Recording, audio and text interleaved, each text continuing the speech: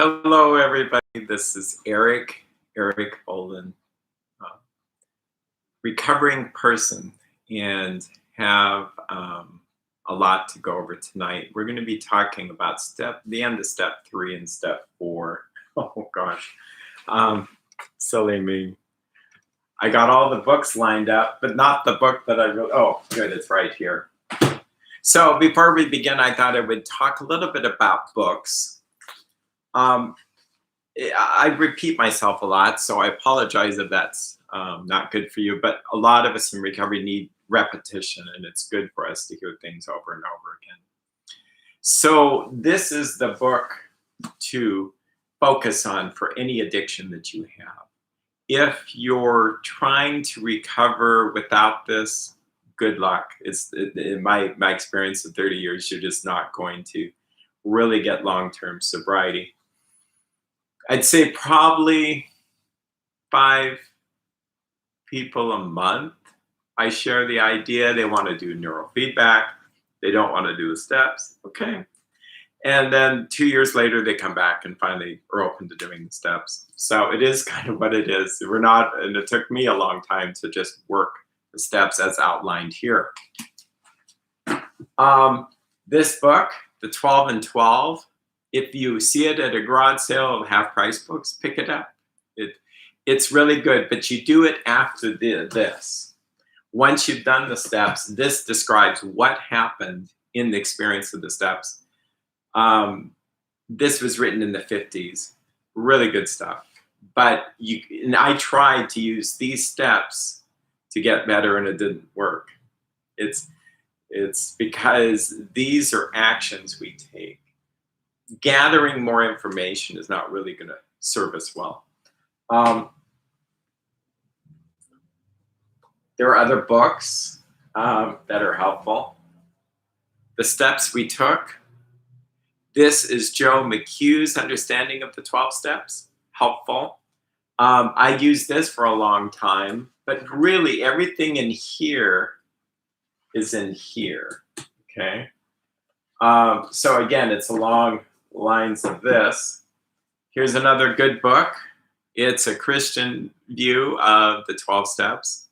Really insightful, but it doesn't really tell you how to do the steps. It's a cognitive understanding of why they work. But if you understand why they work, you're probably not doing them.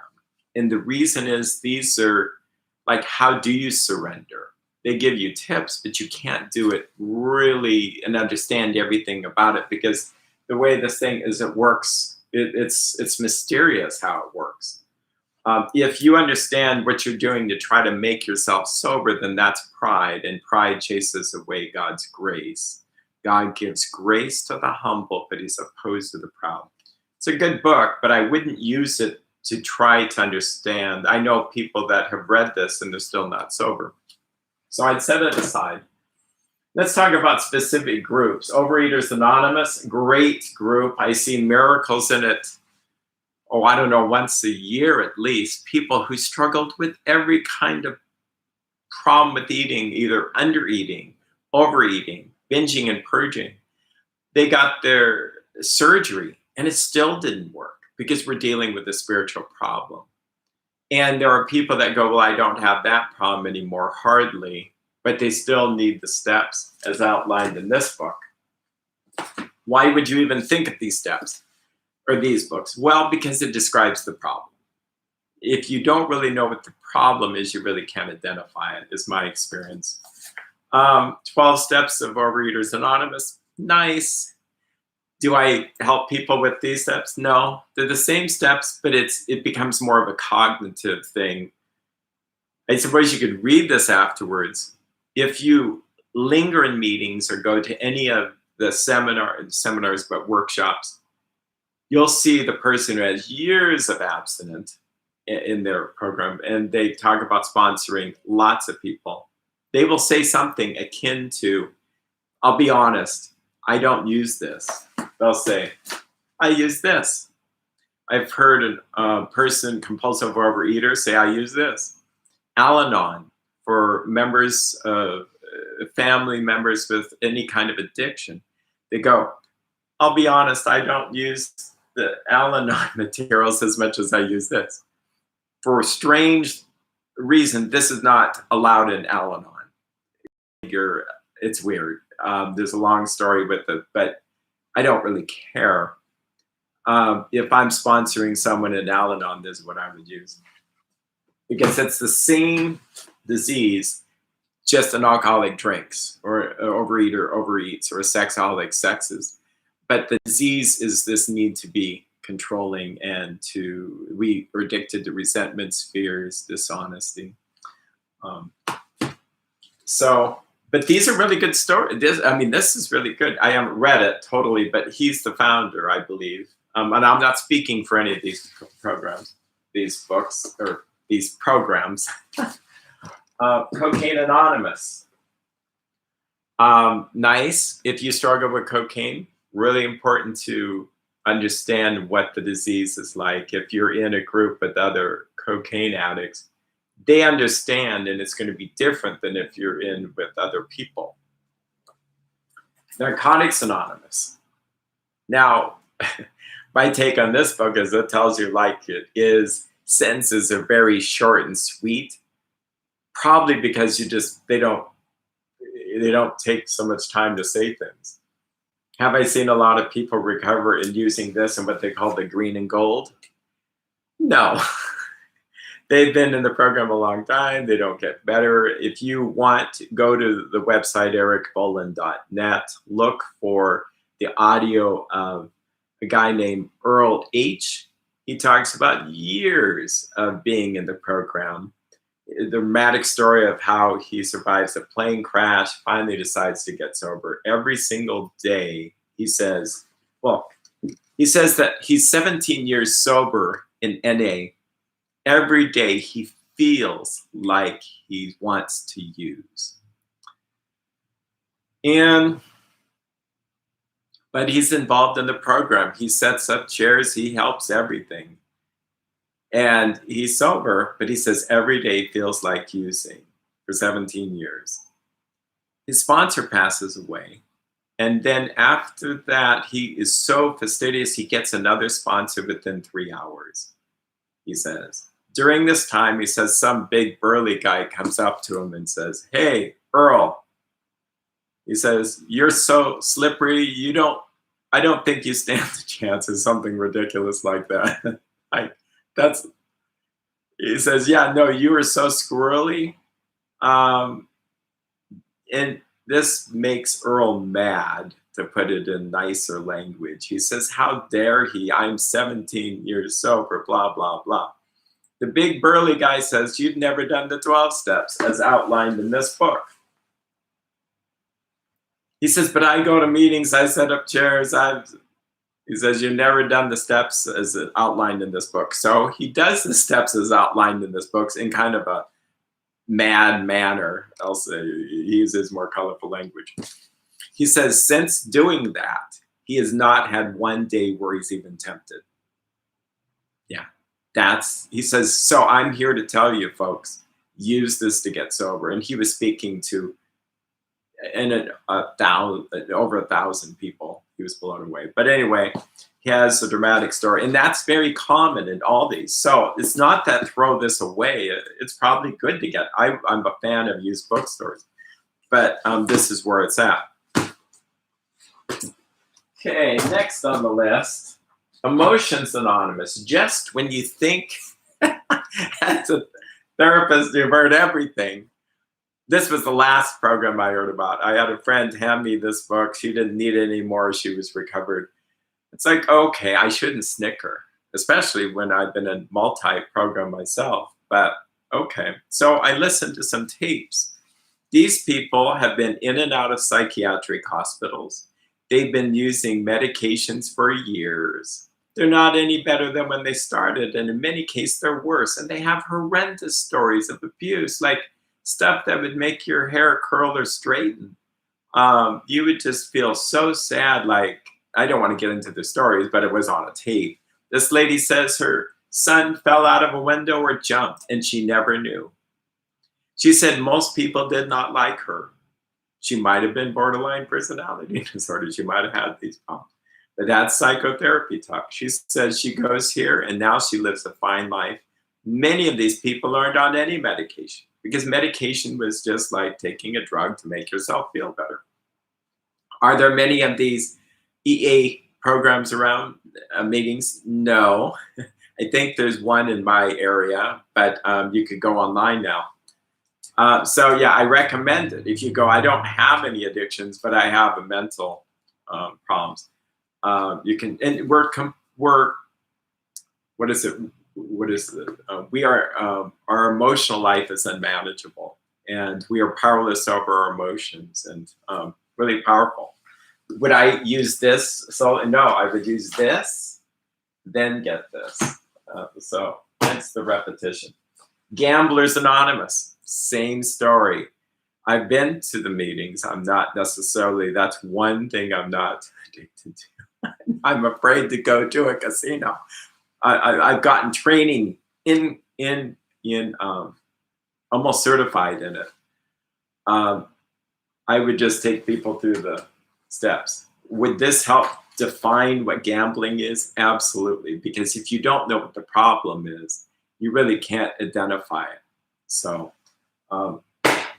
Sexaholics Anonymous, you don't need too much. This is Sex Addicts Anonymous.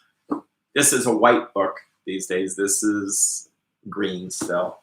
This is Sex and Love Addicts Anonymous. It used to be called the St. Augustine Fellowship. Both of them kind of came out at the same time, history-wise, but they had different approaches. They were 12 steps. By the way, in all this history of stuff, there's a time when they may have just tried to white knuckle it, be a support group. And then somewhere, they decide to actually do the 12 steps as outlined in the AA book. And then they have the spiritual awakening, like Debtors Anonymous. This is Currency of Hope. I guess I can say I've been there. And when I first went, it was more like, let's just try not to do this. After I came back 10 years later, they said, well, we're spiritual now. And it was totally like following 12-step principles. These people go through the steps, I think, in 14 weeks. They just add 2 more steps, or not steps, but 2 more hours to get through all the steps. It's done through the phone, and they doubled their membership just because it works. And then last but not least, Al-Anon. Al-Anon is a great program, but I will say, and this is just my experience, so much literature. I mean, books and books and books and books.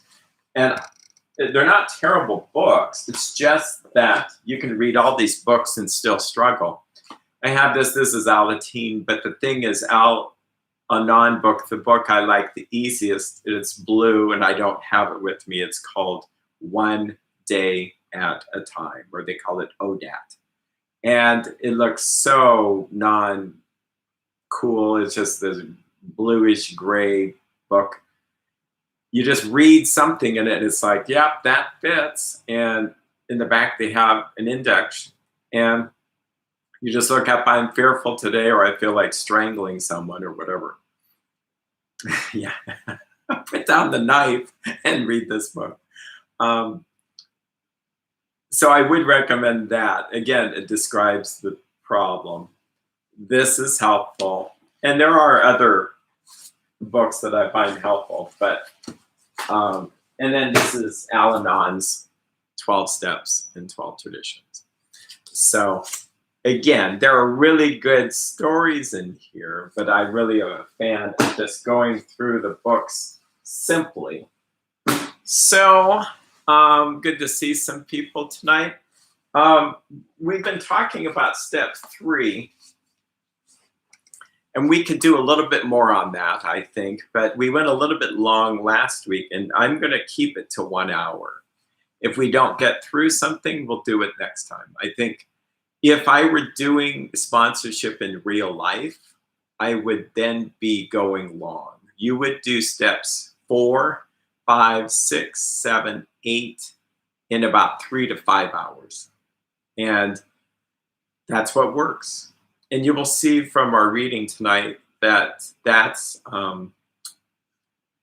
there's no reason to chop this up and delay, because what happens is you open up fourth step and then you end up with this wound of these defects of character, which step 4 is we made a searching, fearless moral inventory of ourselves.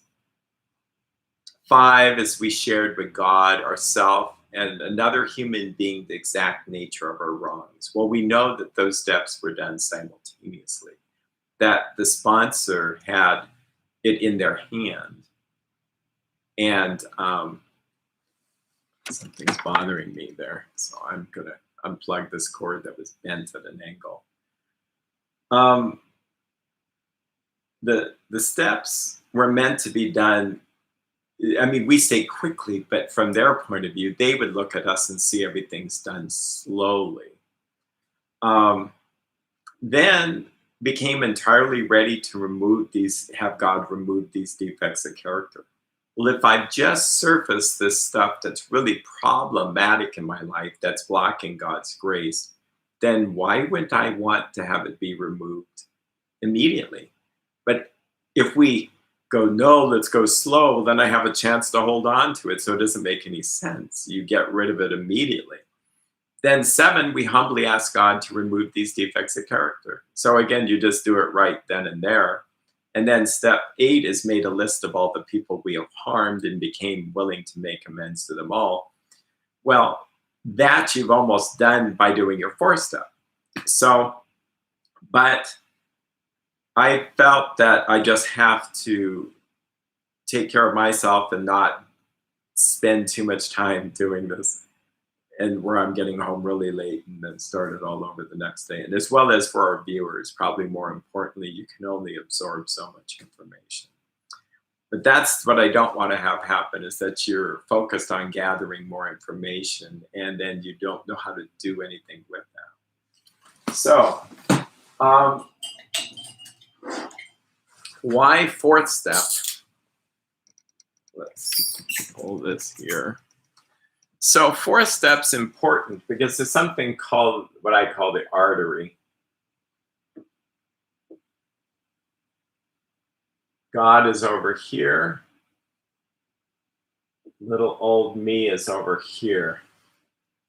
I need God's power. Okay, I won't draw it here, but I need God's power. That's what's clear in step 2 and 3. If I have God's grace, which is his divine energy, it's also called power, energy. Energy seems so, oh wow. Well, it's okay that you don't see me, see it. It seems like, oh, Puget Sound energy, but energy is a really important word because it's where we get our word work. And synergy means to work with. So we really offer ourselves up to God and ask God, please work with me. His divine energy comes and helps me accomplish what I need to accomplish. In this case, to be sober. So what blocks us from that? It says the number 1 offender are resentments. It's like a blocked artery.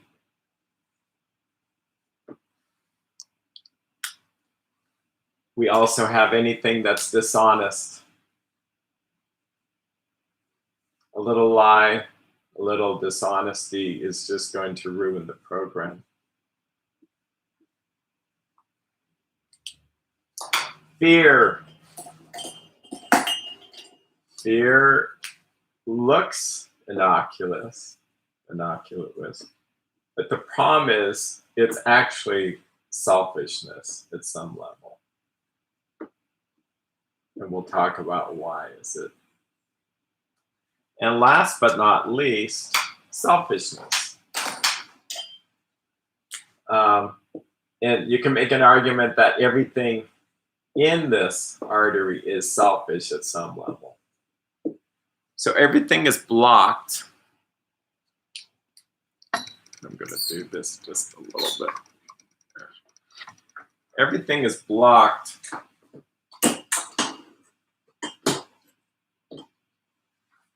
And so what do I need? I need to get this unblocked.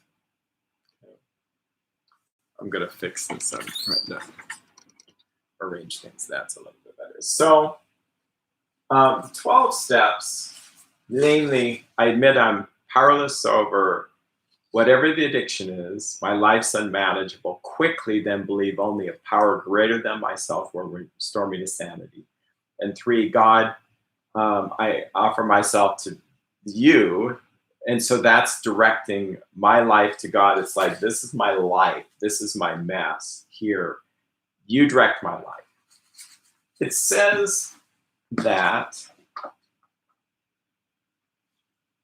at the end of step 3, and if you read this kind of like a detective that needs to understand what to do to be sober, and these are steps like in a cookbook.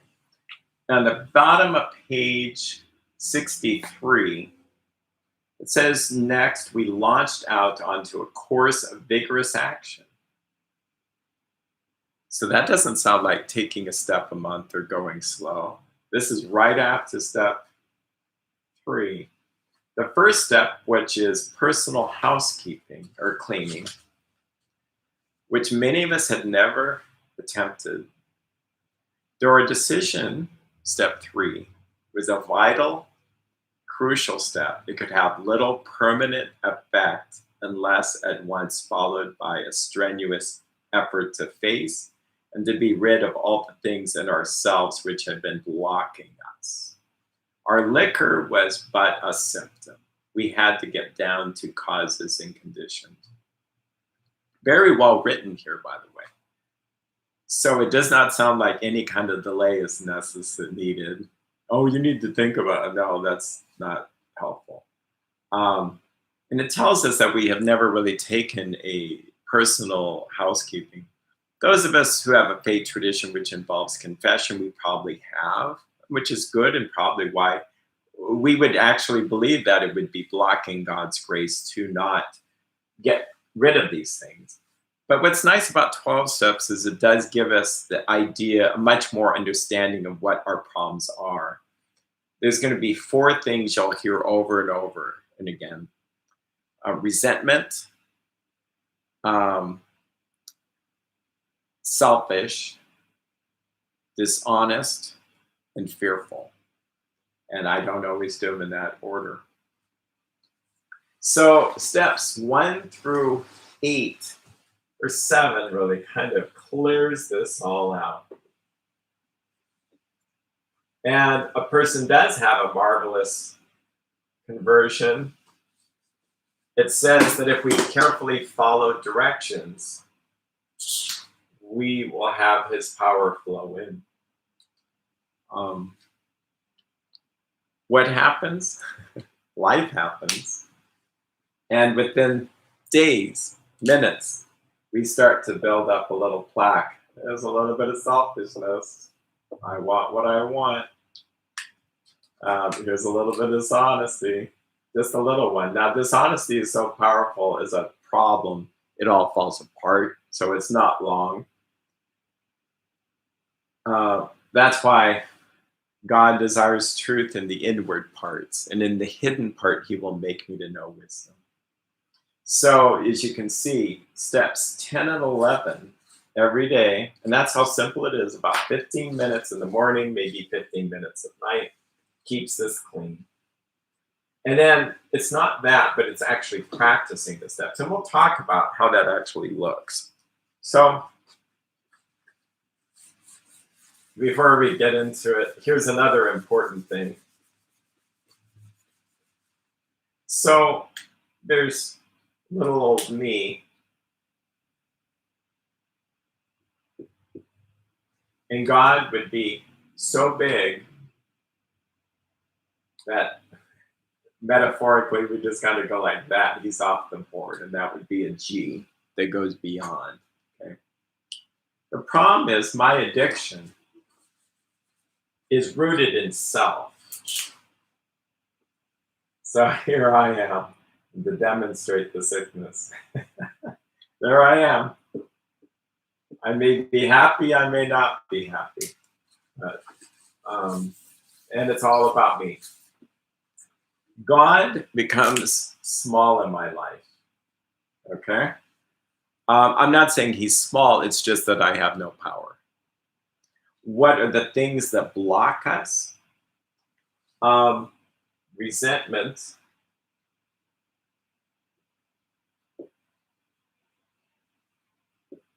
anger, and I'll put fear, but I think I have to put anxiety as well. Big book doesn't really talk about anxiety, but they use the word fear. Simple. How are all these selfishness? Selfishness is the problem. And they use key phrases like self manifested in various ways. So pride comes before the fall. Pride is the main thing that caused me problems. It's the tree of the knowledge of good and evil. It's me trying to figure things out. It's me trying to use willpower. And it's me having a plan for the universe. If the universe would just do as I wish, the show would be great. We talked about that last time. And I was having a little weird experience this morning based on this. It's always going to come down to self. Resentment is selfish in that I didn't get what I wanted in the past, and I can't let it go. Anger is I'm not getting what I want right now. And so that's present. And it's like, oh my gosh, I'm going to lose my marbles. I'm just so frightened. What if I get cancer? What if there's not enough money? What if it's the end of the world? What if I lose? It's all about, I'm afraid I'm not going to get what I want. Okay? In the future. So I can empathize with people in all these levels. I was just using drama there to kind of demonstrate the point. Because when I start to want, if I'm frightened, it's me wanting what I want to have happen in the future. It's not a surrendered life. If I'm holding on to something that they didn't do right, that's me. I've expected something to, it's how I wanted it, and why wouldn't they do it? I mean, what's wrong with these people? Anger, if there's some kind of tug of war, there's some struggle, it's me wanting something. So what is the solution? To die to self, to become right-sized again. And when I draw this dot, I'm not saying I'm not valuable or I'm not lovable or that I have value or that there's gifts and talents God can use, that God has a mission for me. No, I'm not saying that. I just have to die to the diseased self that is so inflated. It wants to be everywhere at once. It knows everything. Everything kind of boils down to self. If you're a people pleaser, codependent, you have a plan and then, but it gets rid of it if you just die to self. That's why the AA book use this phrase like, abandon yourself to God. These things go away. They just go away. If you don't want nothing, you're dead to self. It's okay if, I'm not trying to be insensitive to people with cancer. I mean, I've had my bouts and fears and stuff. But the reality is the big thing is, God, whatever you want for my life and the power to carry it out, it's not about me getting what I want. Okay. So step 4 is an inventory process by which we begin to look at our defects of character. And so we look at resentment as the first place to start. They say on page 64, it is the number one offender.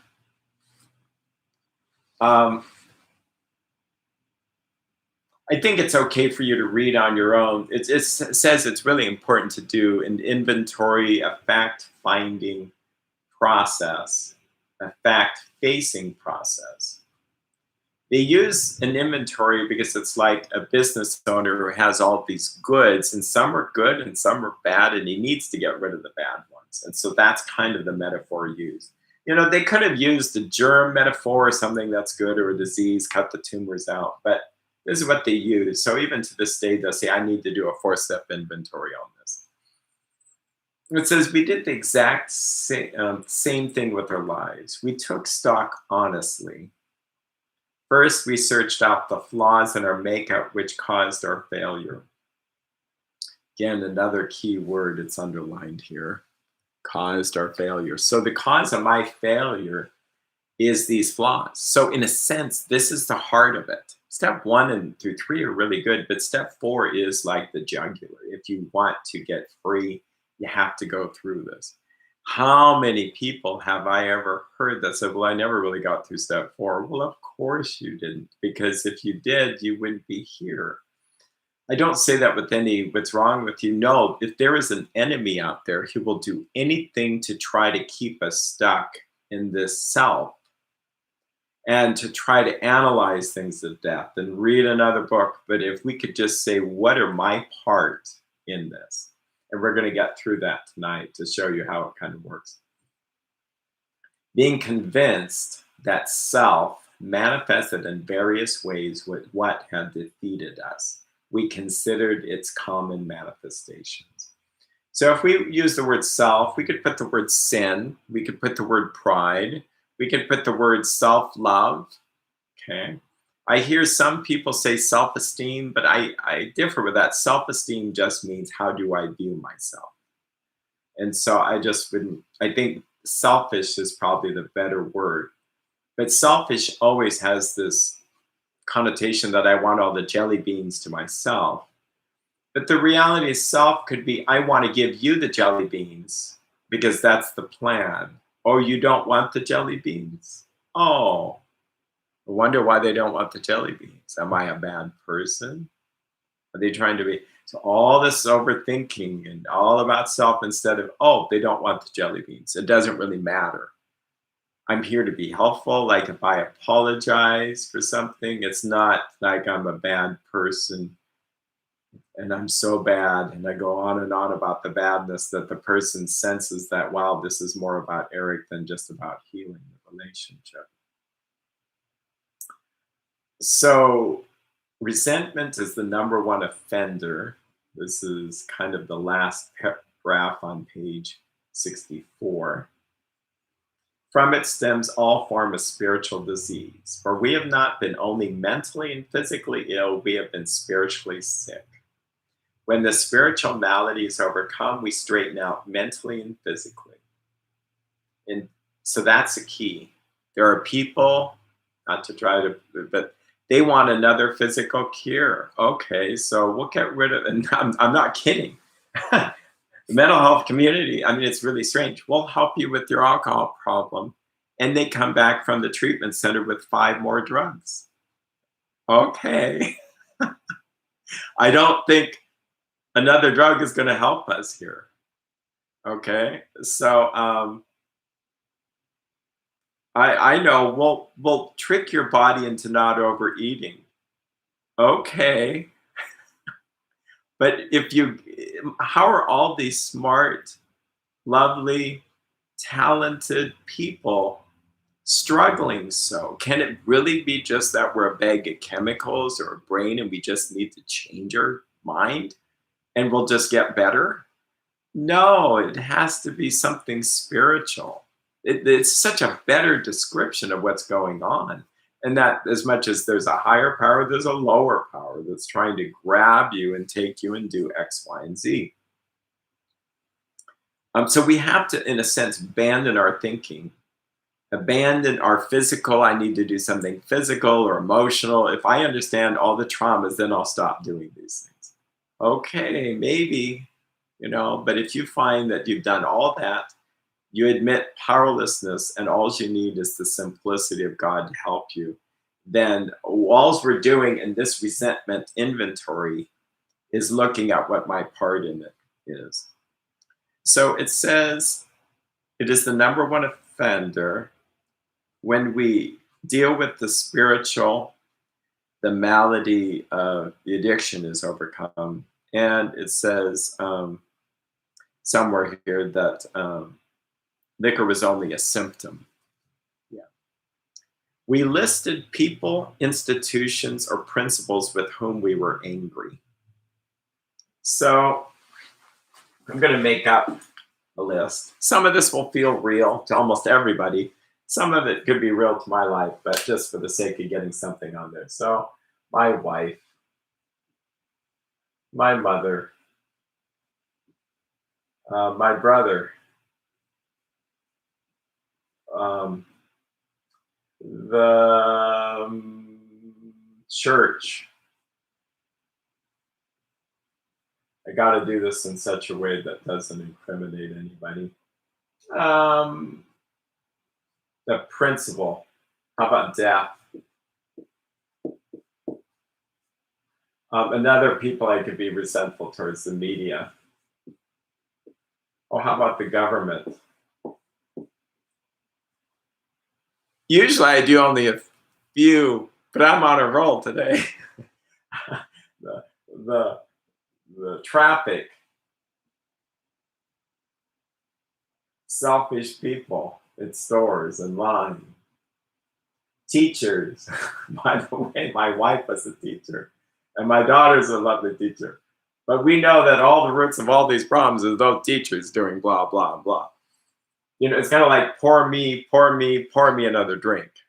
Okay, so for the sake of getting through this, you can see you want to be thorough, but it doesn't have to be exhaustive.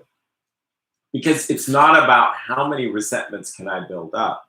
It's about what are the signs that I'm spiritually sick. So we'll take these off, but I'll remember to use them because you'll see. So why is my wife on my list? She's, and this is totally made up, but I have to come up with something that people have said. Well, she's a witch. Okay. Do you think drinking had anything to do with helping her be such a witch? Like, say like the person's healthier, but it's like, well, no, she just yells at me. Yeah, I should stick to some kind of yells. She's controlling. She's trying to get me to stop drinking, and she's telling me to go to the doctor and telling me to get, on this medication. She thinks that medication will fix me. My mother, she was yelling. And we'll say abusive. And that's enough. Brother, he stole money from me because he's a drug addict. Okay? The church, they're judgmental. And I'm not making this up. I mean, I'm making this up, but what I'm saying is this really happens. Now you can almost, I'm having a hard time not laughing. Why? Do you think I'm judgmental? Do you think I might be controlling? Judgmental. Yeah, so you can see what defective character that I'm collecting these things so I can be pissed off so that I deserve a break today so I can use. Death. Why do people have to die? Why do they have to get aging? Is kind of aging. People can pick things to die from, like overeat or not spend money, but overeat, drink themselves to death, drug themselves to death, etc. Media, they're a bunch of liars.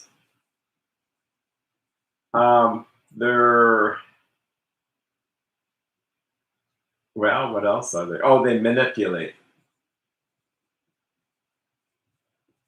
Now, a good person who's helping me through this is not going to let me get stuck in the story. And these are kind of vague, but if someone really did something bad to me, like, say like a coach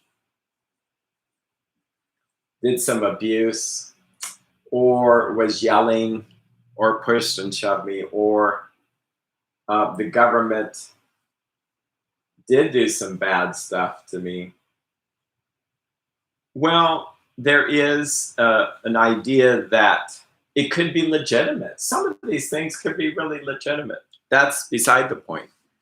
If I hold on to a grudge, I'm going to be in trouble because I'm blocking God's grace. It's all about not blocking God's grace. I have to forgive them all. So I'm going to run to the bathroom. Sorry, but I'm going to do a better job. So I'm going to give you a little break.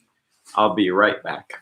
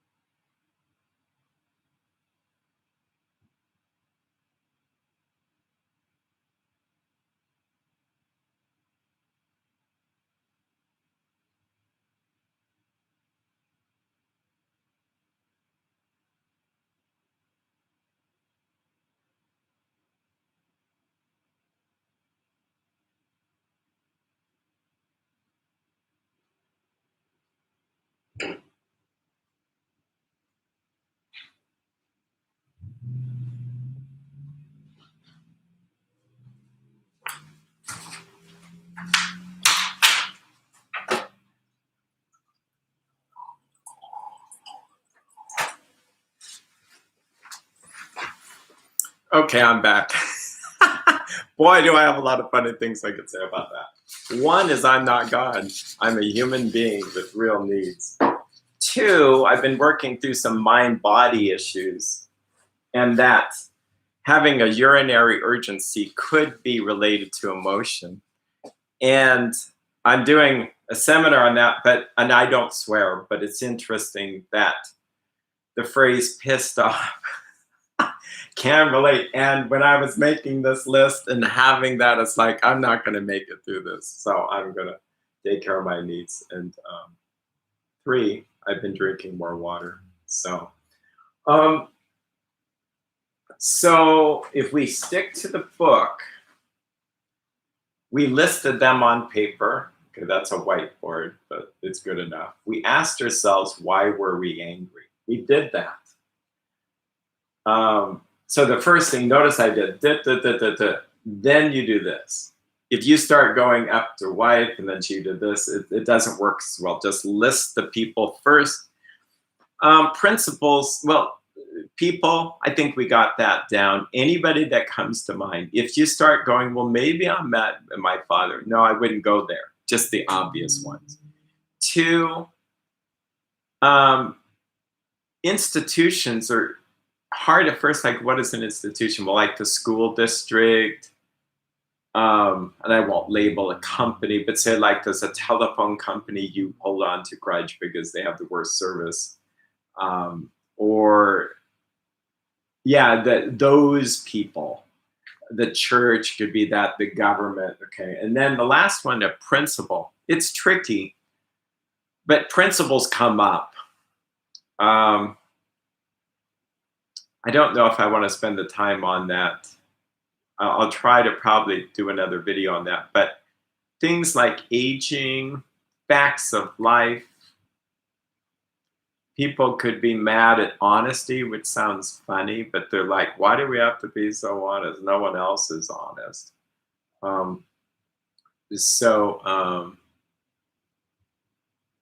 Yeah. Let's put something that could be legitimate here. Say like a coach did do something pretty bad, molestation or something. It doesn't matter how minor or major they are, it's still a resentment. It says, in most cases, it found that our self esteem, our pocketbooks, our ambitions, or personal relationships, including sex, were hurt or threatened. So we were sore, we were burned up. So I will be honest, there's this list here that the AA book uses. The reality is no one used this in the early days. They did not use this type of format. It was much more simpler. We don't know how it got in there. Bill Wilson had to put it in, but the reality is no one really uses it. Is it bad? No, but it's complicated. So we're not going to do that. And I've never really, I used to use this all the time for years. Don't use it anymore because it's just not necessary. So I jumped down to here. It says, we went back through our lives. Nothing counted but thoroughness and honesty. Okay.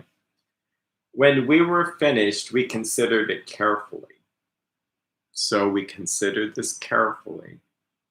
Okay. And I'm with someone. I'd be with the sponsor. The first thing apparent was that the world and its people were often quite wrong. Thank you. Yeah, I can prove it. To conclude that others were wrong was as far as most of us ever got. Okay. The usual outcome was that people continued to wrong us and we stayed sore. Okay. Yeah, sometimes it was remorse, meaning I'm mad at myself, and then we were sore at ourselves. Okay. The more we fought and tried to have our own way, the worse matters got. So the roots of this is I wanted everything that I wanted and I didn't get any of this. I wanted my wife to be a kind sweetheart of a person, not controlling, a cooperative partner. I wanted my mom to be a loving mother, never abusive. I wanted my brother not to be a drug addict to begin with, but also not to steal from me, and the church to be the perfect model of peace and unity and death. I don't want anybody to die. Okay, that's kind of creepy. Talk Everlasting, the movie. Media, I want them to report the honest truth and to be balanced and fair. And happy stories. Okay. See where I'm going? I want the government to be the perfect level of government where they just are there when we need them, like also, I will say, like an insurance company. We pay them, but then they stay out of our lives until we need them. The coach, I want coaches to be the coaches we all think are the most wonderful people on TV, that they were inspired me to great success as a business person, but not to molest me. Okay, so as you can see, that's as far as we ever got. And if we just cycle this over and over and over, we're not going to get recovery. It says, as in war, the victor only seemed to win. Our moments of triumph were short-lived. It is plain that a life which includes deep resentment leads only to futility and unhappiness. To the precise extent that we permit them, do we squander the hours that might have been worthwhile. But with the alcoholic whose hope is the maintenance and the growth of a spiritual experience, this business of resentment is infinitely grave. We found that it is fatal. For when harboring such grace, I have grace in the outline here, on the side there, grace. For when harboring such feelings, we shut ourselves off from the sunlight of the Spirit. The insanity of our addiction or alcohol or overeating or compulsive fixing, people, spending, sexuality, gambling, etc., returns and we drink or use again. And with us, to drink is to die. And I go, well, maybe physically, but certainly spiritually. So, okay, I agree with that. And people do get to a place of deep resentment and leads to futility and unhappiness. And I see this with people who gave up alcohol or whatever the drug was and white knuckled it. And then they're now a dry drunk. They're just very unhappy people. Show me the people that are free from resentment, free from selfishness, free from fear, free. Well, they're kind of saintly people, but they also probably don't have addiction. You can almost guess if people have addiction by how resentful they are. The other thing I have happen is I just start describing all this stuff to people who don't think they have an alcohol problem. Well, yeah, they put alcohol in the paperwork, and yeah, that's what led them there. But I start describing all this stuff, which causes troubled relationships with God and troubled relationships with people. They go, my gosh, how did you know all this? This is just spot on. Well, it kind of comes from a book like this, you know. So you're going to see that addiction is more than just the drink, which I'm going to have some water here. It's about all this other stuff. And what the 12 steps does is help me have a relationship with God so I'm clean from this stuff. If I stay clean one day at a time from this stuff, I won't drink. I won't be perfect, but you'll have sobriety and it'll be easy to stay sober. Easy peasy. Read bottom of page 84 into the next page, 85, and you'll find that that's the state we're looking for. I read it yesterday in our live stream for the sex addiction group. And if you're curious about that, that's Sexual Recovery, Erik Bohlin, and look for that YouTube channel. And you'll see that Monday mimics today a lot. We're kind of doing this twice. So, how do we be free? It says this, and when the book starts talking at you like, this is what we did. It says, if we were to live, we had to be free of anger. The grouch and the brainstorm were not for us. They may be the dubious luxury of normal men, but for the alcoholic or addict, these things are poison. So I know people who have lost children through murder and horrible stuff. To be free, you have to be free from the grouch and the brainstorm and resentments. We turn back to the list, okay? We were prepared to look at it from an entirely different angle. And a lot of times I do something wacky like, okay, I'm going to look at it from a different angle. And it's really important to see things differently than we've been seeing them. We began to see that the world and its people really dominated us. In that state, the wrongdoing of others, fancied or real, had the power to actually kill. But how could we escape? We saw that these resentments must be mastered, but how? We could not wish them away any more than alcohol. So many of us are wishing, wishing, and wishing. We go to meetings and we wish, and we don't even know we're wishing because we don't realize that going to meetings and trying to hope this goes away is not the same as actually doing the steps. Yeah, no, it really works if you actually work it. I heard a lady in a program once said, the steps don't work themselves. That's always made me kind of chuckle. So it says at the bottom of page 66, and a simple way to remember all this is, I think it's dark, but it's 666. Just take off the 6 and you're here where it looks up how to deal with anger. And then you go back a page to page 64, where you get to the resentment. This was our course. Now, I used a 1, 2, a 3, a 4. When it starts to do something that looks like a to-do item, and you'll see the way I'm going to read it, it's like, yeah, it tells you do this, then do this, then do this, do this. If you do this, this, and this, you're actually working steps. If you think about them, read about them, have them memorized, it's not the same as doing the steps, and it won't work. I could read a recipe for a chocolate cake. It's not going to manifest itself unless I actually start pouring ingredients. Sorry for those in OA, but I get a kick out of this. When I went to OA, I was afraid to bring a latte in because I didn't want to trigger people. or trigger myself, etc. But I'm going to use the chocolate cake metaphor because it's used a lot. I may be making a chocolate cake and I decide to crack 2 eggs. Next week, the friend comes over and says, "What are you doing?" "Oh, I'm making a cake. But those 2 eggs have kind of like green mold over them." I know, well, it's how I do it. And so then I stir in some flour, stir in some sugar. I don't like salt, so I won't put salt. And I'll put in twice as much chocolate. Okay. Then the next week, I decide to add this and that. And a month goes by, and then I'm going to put it in the oven and slow bake it for 3 months.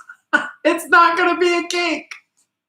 And if you tell people that, well, you've done the steps over 6 months, it's not going to turn out right. It's like, don't control me. I know what my sponsor told me. And little do they realize that no one did this slow. They never did. Bill and Bob in the program had 5,000 sponsees each. They sponsored 5,000 people each. They would not have enough life to live to help people if it had not been just 2 weeks.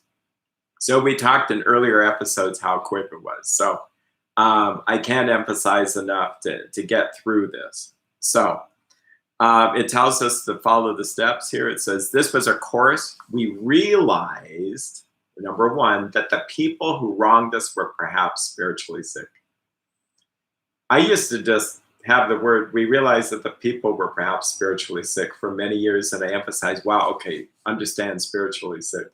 Then one day I'm reading, it's like, we realized, that's even half of this. I have to understand that they are spiritually sick. My wife, my mother, brother, church, etc. 2, though we did not like their symptoms, the way they disturbed us, though we did not like their symptoms and the way they disturbed, I'm not using my glasses because of vanity. I don't want these round white lights like I'm from an alien. Though we did not like their symptoms and the way these disturbed us, they like ourselves were sick too. So everything that was done to me were but symptoms. Well, that's a novel way to think. You mean people cutting me off in traffic, or the government being lying and manipulative, or the media doing that? That's a symptom of their sickness. Okay. 3, we ask God to help us show them the same tolerance, pity, and patience we would cheerfully grant a sick friend. So if these people are sick, and we're using a sickness metaphor, then I have to show them kindness, patience, tolerance. I would not just yell and scream at them because of their symptoms. 4, when a person offended, it says, when a person offended, we said to ourselves, this is a sick man or woman or whatever. Now, when I first read this, it's like, oh yeah, they're sick, all right. But no, that's not what we're supposed to do. We have to remind ourselves, and God helps us through his power, the same energy, to see them as sick. They need kindness, patience, tolerance. Tolerance doesn't mean we agree with each other. It means that I tolerate your symptoms. By the way, this would heal our country. That's just a side note. It really would, if we could see each side, or multi-sided people that are doing really bad, evil stuff, as perhaps spiritually sick. For those who are interested in early church, the early church sees sin as a sickness. That's why Christianity is a healing model. It's not really about we get out of jail and don't go to hell because Christ goes to the cross as a payment for our sins, but he goes to the cross to rescue us from our sinful sickness. And that's why we would participate in Holy Communion, to be healed. So that's a side note on early Christianity. That explains Christ a lot, that he saw us as all spiritually sick. I was sharing with someone today how God himself, who created the universe, is being spat upon and mocked, crown of thorns. And how does he sees us as sick? I get teary-eyed now a little bit. He sees us as sick and that we need a savior and we need a physician. And he comes to us to rescue us from ourselves. So I can only have that kind of compassion and love from him. I can't get it from me. So I have to get out of the way to get that. So number 4, how can I be helpful to him? This is the exact opposite of what I'd like to do. But no, that's not going to help anything. As in war, the victor only seems to win. When I humble myself and die, it says it's no longer I who lives, but Christ lives in me. Christ said, apart from me, you can do nothing. When I'm buried with him in baptism, when I don't really exist in my sinful, I want what I want, ruling the universe, but if I just surrender myself to God and say, God, what do you want me to do? Help me to be the vessel you want me to be. How can I be helpful to him? And then 5, God, save me from being angry. Then 6, thy will be done. Now, for many years, that's what I'd be 6, and I kind of had them, not memorized, but I just used them all the time. I might say, God, save me from being angry. Help me to see these traffic people as perhaps spiritually sick. Grant me tolerance, patience, kindness towards them. Help me to understand that what appears to me is unjust from their point of view. Maybe they're trying to get to the hospital or something. Or they're doing the best they know to do. Maybe I have God and they don't. I mean, there's always a story. What's funny is then I read with a client, the next line, it was in a paragraph, we avoid retaliation and argument. So that's another to do. I avoid retaliation and argument with any of this. If we do, we destroy our chances of being helpful. So I've had to use that this week for 7 days. Last 7 days to go, me arguing or retaliating, it's not gonna, I didn't think it was retaliating, but just even saying anything to try to fix the thing might actually not be useful. Maybe just being quiet and prayerful, not copying resentment, because a lot of times I have to go and try to reconcile to have this work. We cannot be helpful to all people, but at least God will show us how to take a kindly and tolerant view of each and every one. I'm going to go just a smidge longer just so that we're not stopping in a weird place. I have one more paragraph. It says, referring to our list again, putting out of our minds the wrongs others had done. Where were we selfish, dishonest, self-seeking, and frightened? Though a situation had not been entirely our fault, we tried to disregard the other person entirely involved. Where were we to blame? The inventory was ours, not the other man's. When we saw our faults, we listed them. We placed them before us in black and white. We admitted our wrongs honestly and were willing to set these matters straight. So this is the danger of people just writing on and on about they did this to me. Oh, that's awful. And if you go to a therapist, they're going to go, oh my gosh, that's awful. And little do you realize they may be helping fuel the fire for your resentments where you feel temporarily better, but then you're sicker than when you started. And you're still nowhere sober. You could be going to a therapist for 2 years and not sober. So it says black and white. I was going to be funny and bright and black, but I think I'm going to do green because I like. Well, where I need to go is forgive. Have I yelled? Yes. Am I controlling? Yes. So I have to forgive and accept.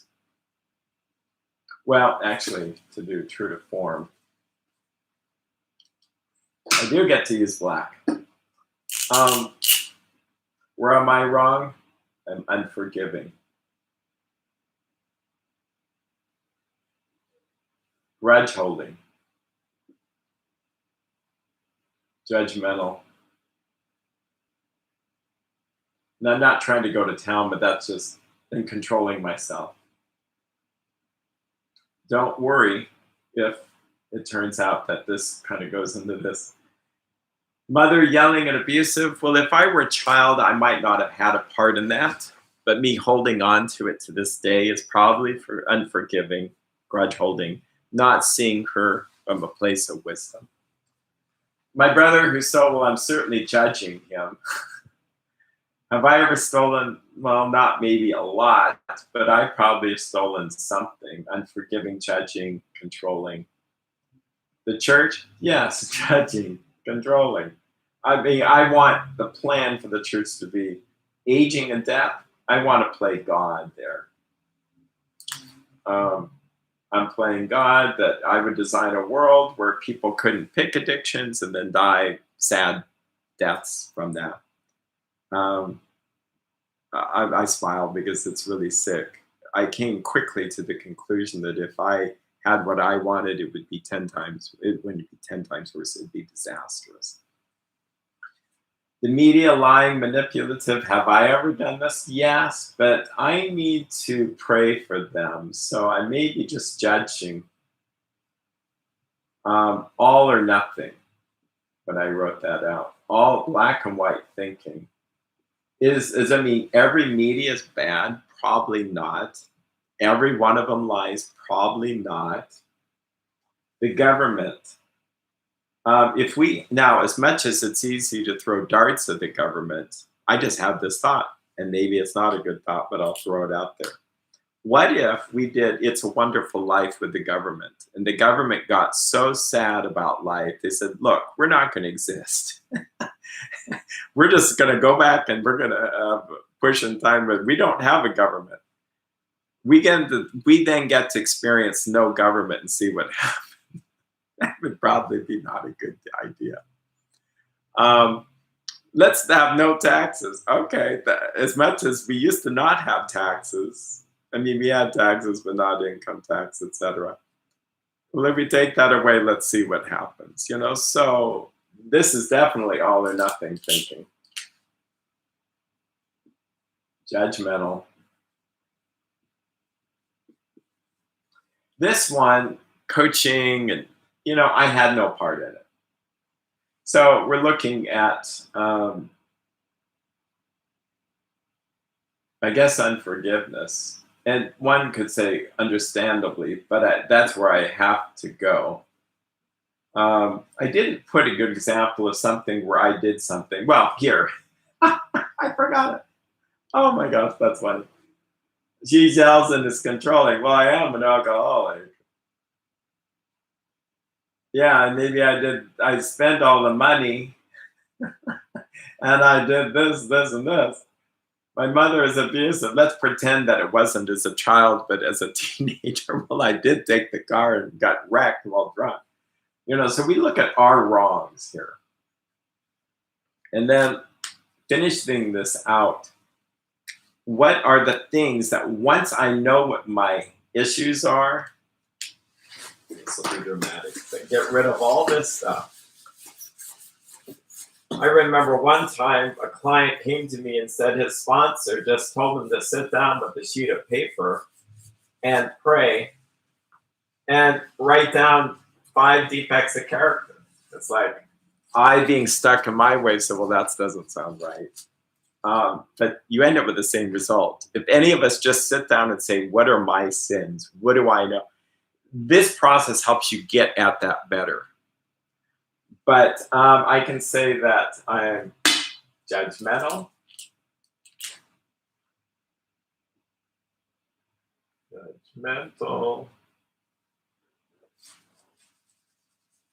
I'm perfectionistic, by the way. Judgmental. Controlling. I want to be in control. And forgiving. Let's keep it really simple. Just those 3. Okay? I can come back and do the others. And it says thorough and fearless. But let's just focus on this. The opposite virtue.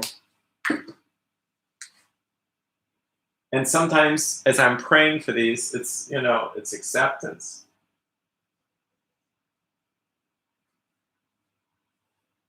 Judgmental could also be perfectionistic, so it could be realistic. This could be forgiving for sure. But sometimes judgmental, I need forgiveness, understanding of human weakness. So I'm praying for understanding, and then I learned that their childhood or something got them to that place.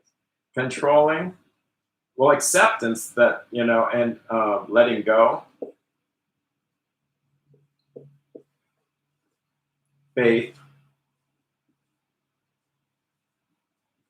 So now I have my to-do list. It's my shopping list. I don't have to pay for it. I just have to ask for it. I just have to ask God to help me acquire these things. This is going to be step 10 and 11, really.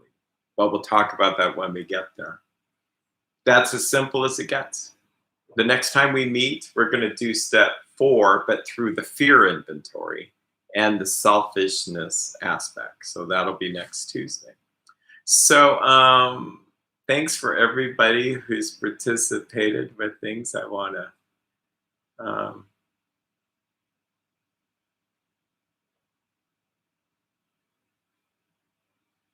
yep, that's good what people are sharing there.